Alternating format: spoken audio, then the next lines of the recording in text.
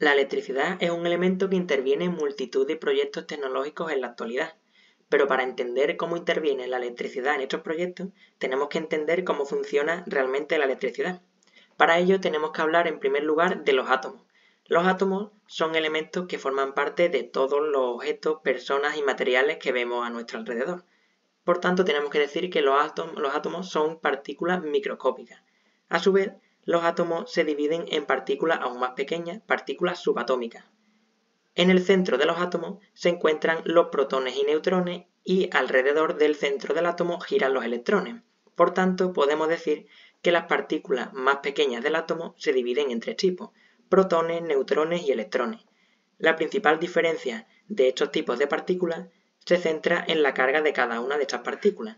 Por tanto, podemos decir que los protones tienen carga positiva, los neutrones carga neutra, es decir, que no tienen carga, y los electrones con carga negativa.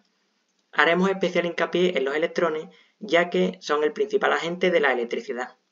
Podemos decir que la electricidad es el flujo o el movimiento de electrones de un punto a otro. Como podemos ver en el dibujo de la parte inferior, se encuentran múltiples electrones desplazándose en un mismo sentido, en este caso de izquierda a derecha, a través de un elemento conductor como puede ser un cable. Por tanto, la electricidad es el movimiento de estos electrones.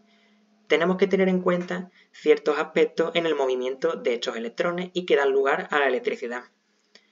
Uno de los aspectos a tener en cuenta es la cantidad de electrones que se desplazan en un determinado tiempo. Este elemento podemos denominarlo como intensidad de corriente. Otro aspecto es la presión con la que estos electrones se desplazan. Podemos llamar a esto tensión eléctrica. Y por último, tenemos que considerar la mayor o menor oposición al paso de electrones, que podemos denominar como resistencia eléctrica. Todos estos elementos forman parte de la ley de Ohm. Por tanto, la ley de Ohm podemos decir que relaciona la tensión eléctrica, la resistencia eléctrica y la intensidad de corriente. Como hemos dicho, la intensidad de corriente se basa en la cantidad de electrones que se desplazan en un determinado tiempo y se puede medir en amperios. Por otro lado, la tensión eléctrica que tiene en cuenta la presión con la que estos electrones se desplazan, pudiéndose medir en voltios. Y por último, la resistencia eléctrica, que hace referencia a la oposición que se realiza al paso de electrones, que se puede medir en ohmios. Podemos ver en el triángulo de la izquierda cómo estas tres variables se relacionan. Por tanto, la fórmula o la ecuación de la ley de Ohm sería tensión igual a resistencia por intensidad de corriente. De la misma manera se pueden despejar la resistencia eléctrica y la intensidad de corriente para obtener la ecuación de resistencia igual a tensión entre intensidad o intensidad igual a tensión entre resistencia. Para acordarnos de una manera más intuitiva de cómo quedarían reflejadas las tres ecuaciones, simplemente despejando una incógnita u otra, podemos hacer uso del triángulo de la izquierda.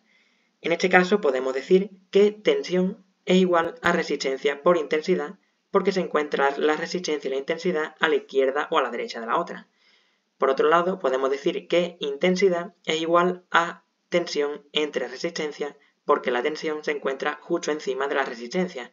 Así que podemos intuir que la línea horizontal que hay entre la tensión y la resistencia sería la línea de la fracción. De la misma manera, podemos decir que la resistencia es igual a la tensión entre la intensidad, porque hay una línea horizontal en el triángulo que se encuentra entre la tensión y la intensidad. Por lo que, de una manera más visual, podemos obtener las distintas maneras en las que se puede expresar la ley de Ohm.